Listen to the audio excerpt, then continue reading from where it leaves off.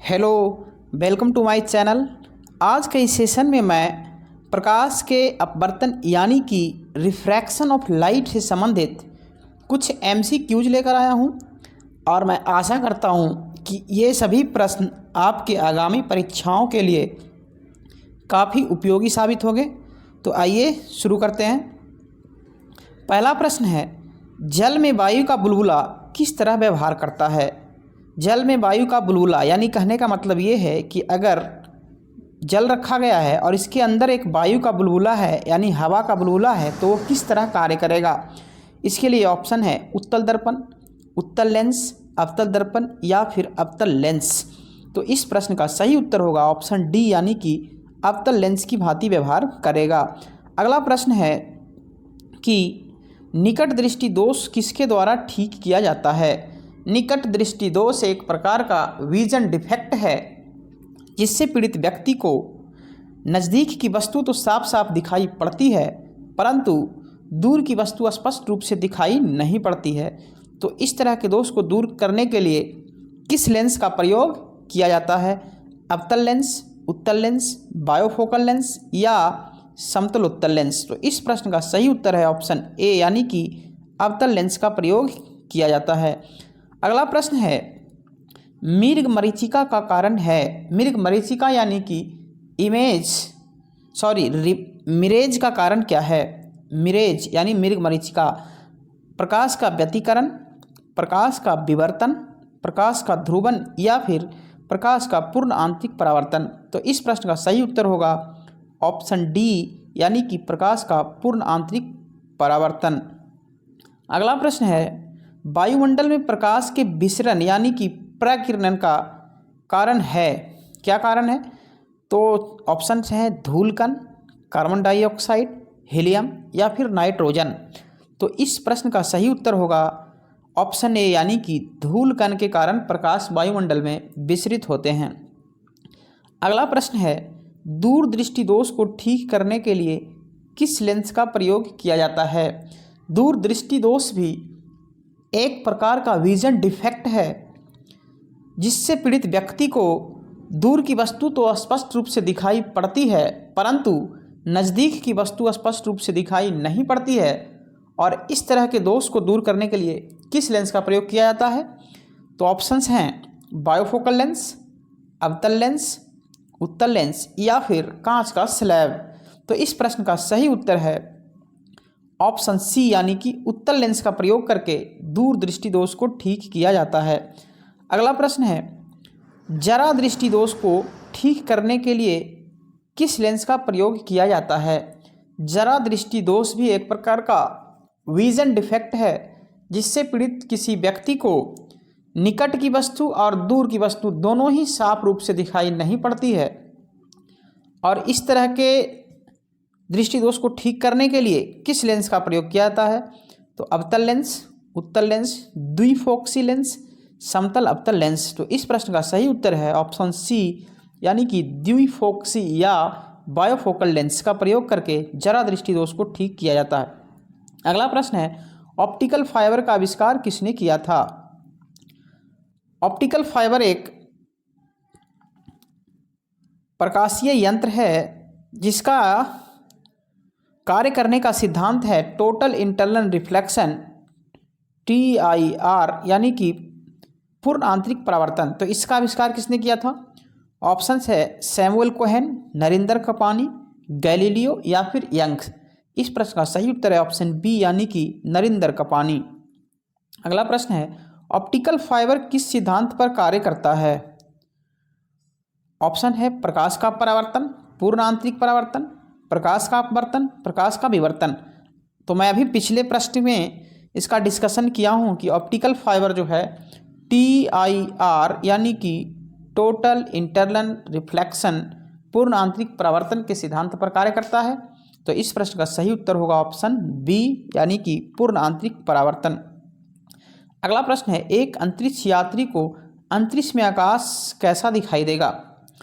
क्योंकि हम सभी जानते हैं कि अंतरिक्ष में कोई भी मैटर, कोई भी पदार्थ, मटेरियल, कण, पार्टिकल कुछ भी नहीं है तो इसलिए किसी से भी प्रकाश का प्रकीर्णन, परावर्तन, विसरण कुछ नहीं होगा। तो इसलिए कोई भी रंग दिखाई नहीं पड़ेगा, और जब कोई भी रंग दिखाई नहीं पड़ेगा तो क्या दिखाई पड़ेगा? तो ऑप्शन है काला, लाल, बैगनी या फिर सफ़ेद। तो इस प्रश्न का सही उत्तर है ऑप्शन ए यानी कि काला। किसी अंतरिक्ष यात्री को अंतरिक्ष में आकाश का रंग काला दिखाई पड़ता है।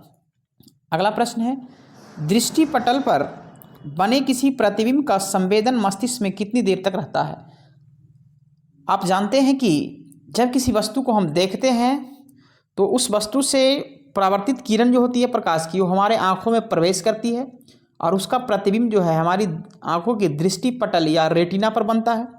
तो पूछा जा रहा है सवाल में कि जो प्रतिबिंब हमारी रेटिना या के दृष्टिपटल पर बनता है तो उसका संवेदन यानी उसकी जो देखने की जो सेंसेशन है हमारे ब्रेन को कितनी देर तक रहता है?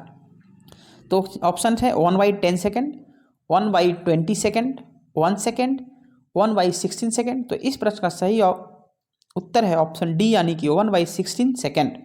अगला प्रश्न है, साबुन के बुलबुले रंगीन क्यों दिखाई देते हैं? साबुन के बुलबुला जब बनता है तो हम देखते हैं कि उसमें कई तरह का कलरफुल पैटर्न दिखाई पड़ता है, बिल्कुल रेनबो की तरह। तो उसका क्या कारण है? प्रकाश का परावर्तन, प्रकाश का अपवर्तन, प्रकाश का ध्रुवन या फिर प्रकाश का व्यतिकरण। तो इस प्रश्न का सही उत्तर है ऑप्शन डी यानी कि प्रकाश का व्यतिकरण के कारण साबुन के बुलबुले रंगीन दिखाई पड़ते हैं।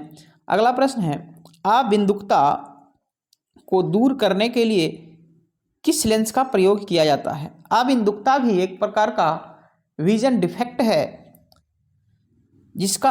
जिसको दूर करने के लिए किस लेंस का उपयोग किया जाता है? तो ऑप्शन है अवतल लेंस, उत्तल लेंस, बेलनाकार लेंस, बायोफोकल लेंस।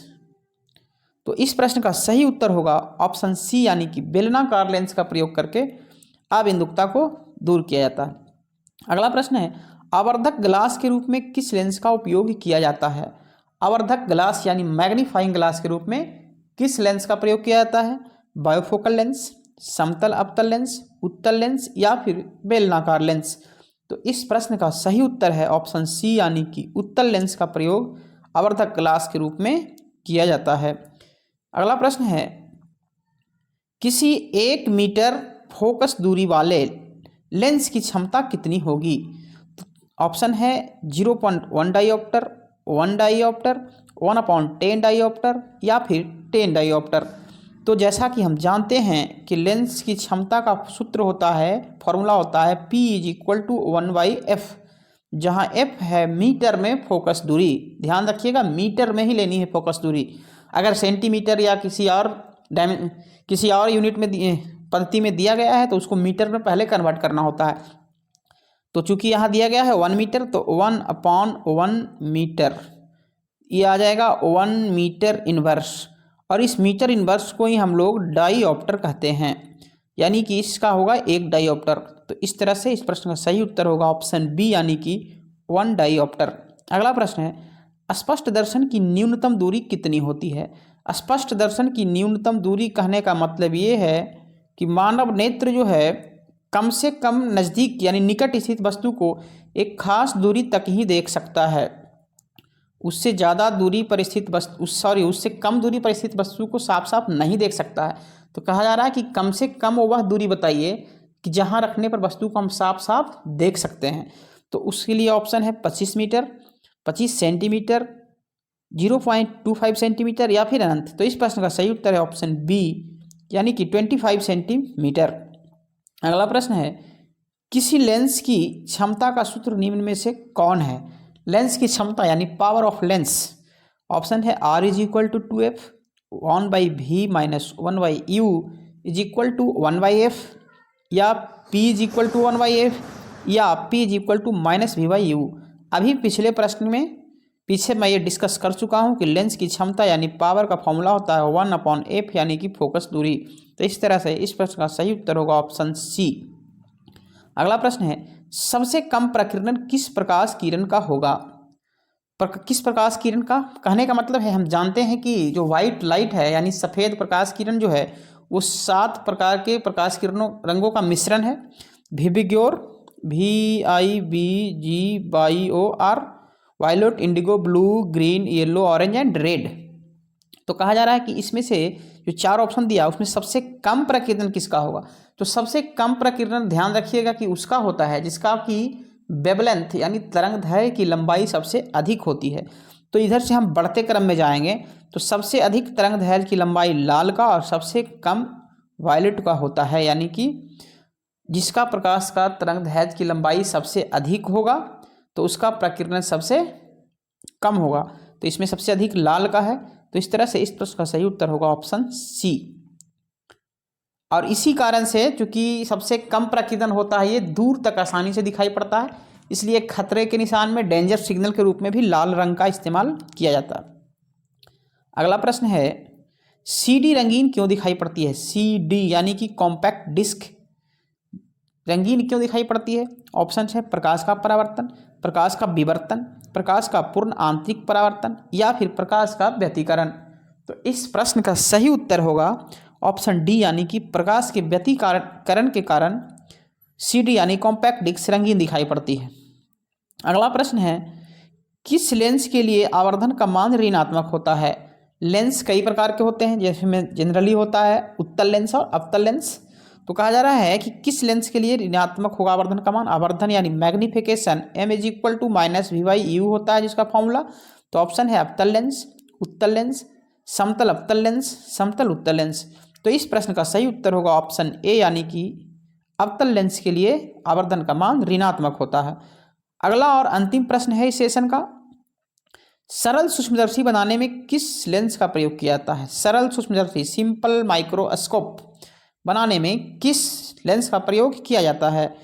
तो इस प्रश्न के लिए चार ऑप्शन है, अवतल लेंस, उत्तल लेंस, सिलेंड्रिकल लेंस या फिर बायोफोकल लेंस। तो सरल सूक्ष्मदर्शी सिंपल माइक्रोस्कोप बनाने के लिए उत्तल लेंस का व्यवहार प्रयोग किया जाता है। तो इस तरह से इस प्रश्न का सही उत्तर होगा ऑप्शन बी। तो ये था इस सेशन का लास्ट प्रश्न। आशा करता हूँ आप सभी को ये सेशन पसंद आया होगा। तो कृपया हमारे इस चैनल को सब्सक्राइब करें और वीडियो को लाइक और शेयर करें। धन्यवाद।